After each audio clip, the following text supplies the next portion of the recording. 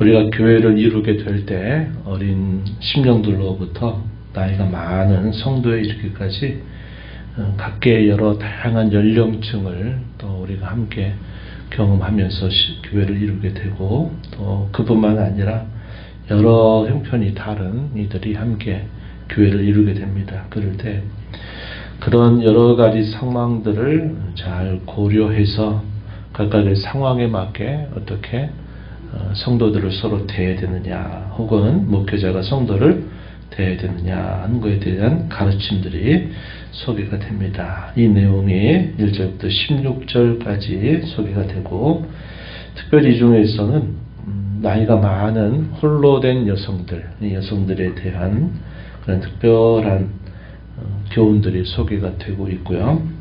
17절부터 마지막 절 이런 내용에서는 소위 목양지침이다 이렇게 부를 수 있는 내용들, 이런 내용들이 소개가 됩니다.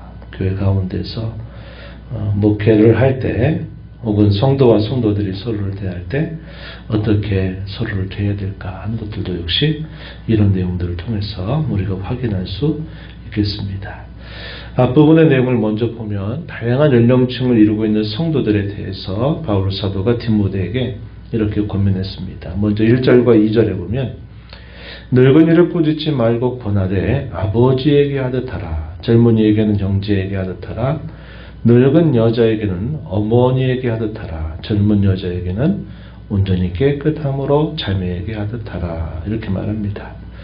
1절에 소개되는 늙은이라는 표현은 나이가 많은 남자 성도들을 표현하는 말이 되겠고, 젊은이는 역시 나이가 젊은 남자 성도를 말하겠습니다. 그리고 2절에 나이가 많은 여자 성도에게, 또 역시 나이가 젊은 여자 성도에게 해서 네 가지 정도의 부류를 나누었어요. 나이가 많은 남자들, 젊은 남자들, 나이 많은 여성들, 또 젊은 여성들. 어떻게 대하라고 말합니까? 나이가 많은 성도들을 대할 때는 꾸짖어 말하지 말고 권하되, 마치 아버지에게 자식이 권하듯이 그렇게 하도록 해라 이렇게 표현했고, 젊은 남자 성도들에 대해서는 마치 한 가족의 형제를 대하듯이 그렇게 대하라고 이야기합니다. 또 나이가 드신 여자 성도들에 대해서는 어머니에게 대하듯이 그렇게 하도록 해라. 젊은 여자 성도들에게는 온전히 깨끗함으로 자매에게 하듯 해라 이렇게 표현합니다. 그래서 연령층이 다양한 이런 성도를 이루게 될 때 마치 가족을 대하듯이 이렇게 대하도록 할 것을 이야기해 줍니다. 그 연령에 맞는 것에 합당하게 존중하게 여기는 태도를 항상 가질 것을 말하는 겁니다. 이것은 1차적으로는 목회를 하는 디모데에 대한 사도의 권면이고, 더 나아가서는 성도가 성도를 대할 때도 이러한 태도를 가지고 서로를 대하는 것이 대단히 중요하다 하는 겁니다. 우리가 짧은 이런 서신서들, 예를 들어서 에베소서나 이런 서신들에 보면 비교적 길지 않은 서신 가운데서도 교회를 이루는 각각의 성도들에 대하여 어떻게 서로를 대할 것이냐 할 때 여러 가지 경우들을 나누어서 설명한 바가 있습니다. 남편과 아내라든지, 또 부모와 자녀라든지, 또 당시 사회에서 상점과 종이라든지 할 때 어떻게 서로를 대하느냐 하는 것에 대한 가르침들이 다른 서신서에 또 표현이 되기도 합니다. 이럴 때 가장 중요한 원리 중에 하나가 뭐냐면 에베소서 5장 21절 말씀인데요. 그리스도를 경외함으로 피차 복종하라 하는 중요한 원리를 가르쳐 주었습니다. 부모가 자식을 대한다 그래서 자식을 아주 존중하지 못하고 무조건 혼내듯이 그렇게 대하는 것도 바람직한 것이 아니다 하는 겁니다. 그래서 각각의 그 나이와 상황에 맞도록 그 자리를 존중하게 여기는 그런 태도를 갖되 마치 그리스도를 경외하는 것처럼 일방적으로 한쪽에게만 복종하라 말하는 게 아니라 피차 복종하도록 하여라 이렇게 말합니다. 각각의 그 연령이나 각각의 주어진 상황은 마치 하나님께서 각자들에게 허락하신 자리다 이렇게 우리가 생각을 하고, 나이가 많다 그래서 젊은 사람에 대해서 함부로 대해서도 안 될 것이고, 당연히 젊은 사람이 나이가 있는 성도에게 예를 갖추는 것 없이 그렇게 대하는 것은 바람직하지 않다 하는 겁니다. 그래서 여기서도 마치 가족을 대하듯이 그렇게 대하라 하는 그런 말씀과 이 에베소서에서 말하는 일반적인 원리, 그리스도를 경외하는 것처럼 상호간에 복종하도록 하라 하는 이런 가르침들은 우리가 늘 마음에 새겨야 될 교회 생활에 있어서 매우 중요한 지침이 된다. 이렇게 우리가 기억해야겠습니다. 3절부터 16절에 이르는 내용에서는 특별히 나이가 있는 과부에 대해서 존대할 것을 권면하고 있습니다. 5절 말씀에 보면 참 과부인 과부를 존대하라 이렇게 말합니다. 그러나 어느 정도의 규정이 있어요. 보면 만약에 그 과부에게 이제 남편은 없죠. 고대 사회 속에서 남편이 없는 여성의 교부는 사회적인 약자입니다. 오늘날처럼 이런 국가적인 복지제도나 이런 것들이 잘 갖춰져 있지 않았던 시대였기 때문에 이 시대 속에서는 특별히 더 그들을 존대할 것을 가르치고 있는 겁니다. 만약에 그런 과부 중에 과부에게 자녀나 손자들이 있다면 먼저 그들을 잘 지도해서 그 과부된 그분을 향해서 효를 행하도록, 또 받았던 은혜를 보답하도록 가르치라는 겁니다. 그래서 그러한 경우 자녀 손들이 그 과부에게 효를 행하도록 교회가 가르쳐야 될 것이다 이런 표현들을 합니다. 이것이 하나님 앞에 받으실 만한 것이다 이렇게 표현했고, 또 뭐라고 표현했냐면 만약에 자기 친족이 있다면 그 친족들이 역시 그 과부된 그분을 돌아보는 일들을 하게 하는 것. 그래서 이 혈연 가운데서 앞서서 수고하고 애쓴 특별히 홀로 된 이런 여성의 경우에는 이 자녀 손들, 더 나아가서는 친족들이라도 돌볼 수 있도록 그렇게 지도하라 하는 것을 가르쳐주고 있다는 겁니다. 또한 참 과부로서 과부들이 해야 될 일들에 관해서 뭐라고 권면을 했냐면 5절과 6절을 한번 보시면 이렇게 말합니다. 참 과부로서 외로운 자는 하나님께 소망을 두어 주 야로 항상 간구와 기도를 하거니와 향락을 좋아하는 자는 살았으나 죽었느니라 이렇게 말합니다. 참 과부가 된 이들이 어디에 마음을 두어야 되느냐 할 때 소망을 항상 하나님께 두라는 겁니다. 소망을 하나님께 두고 간구와 기도를 계속 하는 일을 권면하고 있다 한 겁니다.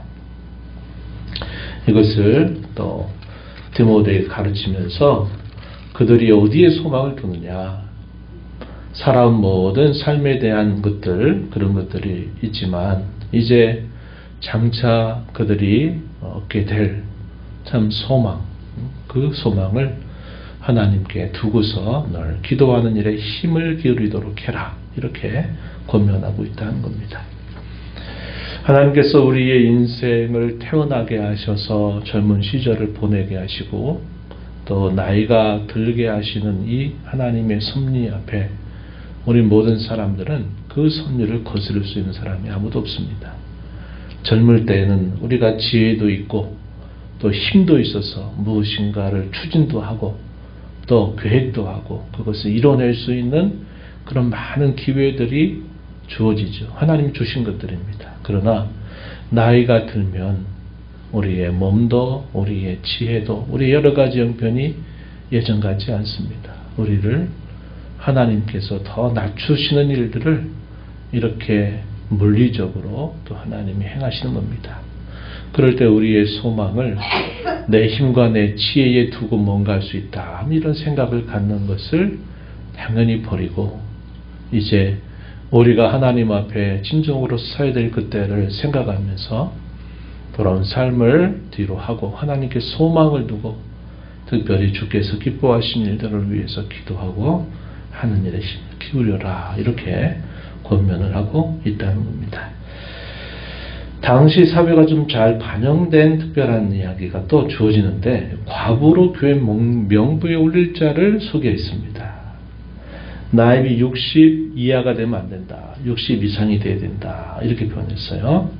한 남편의 아내이었고 선한 행실의 증거들이 있는 자, 이런 자들은 과부의 명부에 특별히 올려서 그들을 존중할 것을 이야기했습니다.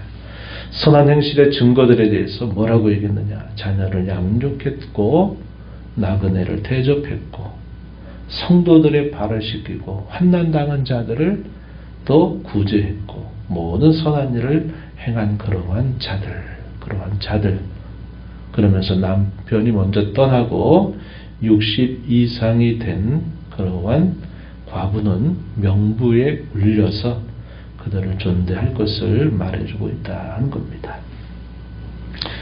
여기 선한 행실의 증거들은 우리가 늘 이 땅에 사는 동안 힘써야 될 주님의 뜻이다, 이렇게 우리가 볼 수 있는 부분이 되겠습니다. 반면에 젊은 과부에 관하여서는 뭐라고 말했느냐? 기회가 된다면 다시 결혼을 해서 자녀를 낳게 하고 또 집을 다스리게 하고 행여나 이런저런 다른 문제들, 말을 많이 해서 문제를 일으키거나 아니면 성적인 문제 때문에 문제를 일으키게 되지 않게 하고, 그럼으로써 대적에게 비방할 기회를 주지 않도록 하라는 겁니다. 성경이 재혼을 허락하는 경우들이 바로 이런 경우죠. 사별을 하고 있을 때 기회가 된다면 다시 가정을 이룰 수 있는 것들은 하나님이 허용을 하신다는 것을 우리가 알 수 있고, 특별히 그들이 자신들을 잘 관리하지 못할 때 빠질 수 있는 그런 허물과 죄들에 대해서 여러 가지로 표현을 하면서 그렇게 될 경우에 결국 대적에게 비방할 기회를 줄 수 있다고 하는 겁니다. 그런 것들을 이야기했어요. 11절 이하에 젊은 과부는 울리지 말지니 이는 정욕으로 그리스도를 배반할 때 시집가고자 함이니 처음 믿음을 저버렸으므로. 물론 다 그렇다는 게 아닙니다. 이제 잘못될 수 있는 그런 길에 빠져버린 경우를 말하는 거예요. 정죄를 받느니라. 13절 그들은 게으름을 일으켜 집집마다 돌아다니고 게으를 뿐 아니라 쓸데없는 말을 하며 일을 만들며 마땅치 아니한 말을 한다. 그러므로 젊은이는 시집가서 아이를 낳고 집을 다스리고 대적에게 비방할 기회를 조금도 주지 말기를 원하노라. 이렇게 말하고, 당시 이미 사탄에게 돌아간 자들도 있다라는 사실을 사도가 말해주고 있다는 것입니다. 이러한 부분들은 자신들이 처해져 있는 특별한 상황 속에 빠지기 쉬운 그런 유혹들이고 죄가 될 수 있기 때문에 우리가 항상 조심하는 자세를 갖는 것이 바람직하다고 하는 것입니다. 17절 이하에서부터는 목양지침이라고 말할 수 있는 내용들이 소개가 되는데, 두 종류의 장로가 소개됩니다. 잘 다스리는 장로들, 소위 말하는 치리 장로입니다. 오늘날 교회에서 장로의 직분을 받은 사람들을 표현합니다. 이들을 배나 존경할 자로 알아들여라, 이렇게 말했어요. 또 한 종류의 장로가 있어요. 말씀과 가르침에 수고하는 이들, 우리가 소위 목사라고 말하는 이들입니다. 목양장로 혹은 목회장로라고 불러요. 그들을 더욱 그리하라, 이렇게 말합니다. 그리고 신명기 25장 4절 말씀을 인용해서 그들의 생활에 대한 합당한 예우를 하는 것이 마땅하다, 이렇게 표현을 했습니다. 17절에 소개되고 18절에 보면 성경에 일렀으되 이 신명기 25장 4절입니다. 곡식을 밟아 떠는 소의 입에 망을 씌우지 말라. 일꾼이 그 싹을 받는 것은 마땅하다. 그 일에 전념을 하는 그러한 이들에 대한 생활에 대해서 그것을 이해할 것을 가르쳐주고 있습니다. 혹여나 장로에 대한 고발이 있을 경우에는 두세 증인이 없으면 받지 말 것이다. 이렇게 표현합니다. 장로들도 얼마든지 죄를 범할 수 있다. 목회자나 목사나 우리가 소위 장로라고 하는 이 두 종류의 장로들도 얼마든지 범죄할 수 있다 하는 겁니다. 이들에도 죄를 다스린다는 것을 전제하고 있는 것이죠. 우리가 교회 질서상 이렇게 이런 장로의 불에 속하는 이들이 범죄를 하면 우리가 물론 하나님께 다 맡겨드려야죠. 그러나 명백한 잘못이 드러나게 될 때는 하나님께 맡긴다. 기도만 하지 말 것이고 적당한 질서와 절차를 따라서 이런 문제들을 다룰 수 있도록 해야 한다는 겁니다. 왜냐하면 그들이 맡는 교회상에 있어서 중요한 역할이 있는데 그 역할을 그들이 명백한 범죄가 드러나게 될 때는 그 역할을 제대로 감당하지 못하고 그 일로 인해서 많은 어려움과 혼란이 생길 수 있다는 겁니다. 그래서 이 장로들 같은 경우에도 적당한 송사를 통해서 죄를 다스린다는 겁니다. 우리 장로 정치에서는 그 문제를 어디에다가 얘기하느냐, 노예에다가 이 문제를 이야기할 수 있어요. 그럼 노예에서 이러한 상황들을 정확하게 조사해서 노예에서 영적인 혹은 신앙적 재판을 통해서 이 문제를 해결하게 되는 겁니다. 그래서 이런 절차들이 있어서 장로들에 대한 죄 문제도 그냥 시간 속에 내버려 둘 것이 아니라 명백한 잘못이 있게 될 때는 이런 부분들도 올바르게 질서를 따라 처리하는 것이 마땅하다 하는 것이고, 이어지는 말씀 20절에 보면 범죄자들, 공적인 범죄자들을 말하는 겁니다. 모든 사람 앞에서 꾸짖어 나머지 사람으로 두려워하게 하도록 해라. 이렇게 말하는 겁니다. 그리고 사람이 갖는 실수와 허물들 이런 것들을 말하는 것이 아니라 교회 가운데서 명백한 죄와 허물이 드러났을 때 이것을 공적으로 올바르게 다스릴 것을 표현하는 말씀이다 하겠습니다. 이런 일에 있어서는 어떻게 하라고 말하냐면 21절에 편견이 없을 것이고 공평하게 이런 문제를 다루어야 된다 하는 사실을 강조했습니다. 섣부르게 경솔하게 안수하지 말 것이다 하는 말은 다른 말로는 쉽게 직분을 세우지 말라는 겁니다. 섣부른 임직 이것들이 분명히 문제가 생긴다는 거죠. 올바른 절차와 과정 없이 자신들이 원하는 사람을 인위적으로 세운다든지 성도들에 있어서 그러한 일들이 인정받지 못하는 사람을 섣부르게 임직하게 되는 경우는 반드시 문제가 터지게 되어 있습니다. 그래서 그런 섣부른 안수 금지해라. 또 자신을 지켜서 항상 정결하게 하도록 할 것을 이야기해주고 있습니다. 그리고 마지막 가서 보게 되면 이런 표현을 했어요. 24절 25절에 어떤 사람들의 죄는 밝히 드러나 먼저 심판에 나아가고 어떤 사람들의 죄는 그 뒤를 따르나니 이와 같이 선행도 밝히 드러나고 그렇지 아니한 것도 숨길 수 없느니라. 죄라고 하는 것과 선을 행한다고 하는 것은 서로 반대되는 거죠. 그런데 이 두 가지가 갖고 있는 공통성이 있어요. 그게 뭐냐면 시간적인 차이가 있을 수는 있지만 반드시 그것은 드러나게 되어 있다는 겁니다. 죄라고 하는 것도 어떤 죄는 금방 드러나게 되지만 또 다른 죄들은 시간 속에서 결국 드러나게 되고 만다는 겁니다. 또한 이와 마찬가지로 우리가 선을 행하는 것도 어떤 경우는 명백하게 빨리 드러날 수 있지만 어떤 경우는 다른 사람들이 알아주지 않아서 안 드러나는 것처럼 보여도 시간이 지나면 또 그것도 역시 드러나게 되어 있다 하는 겁니다. 그래서 우리가 이런 죄에 대해서는 속히 처리하는 것이 올바르고, 선을 행하는 일에 있어서는 낙심하지 말고 선을 행하는 것이 중요하다 하는 것을 우리가 배우게 됩니다. 오늘 이 말씀을 통해서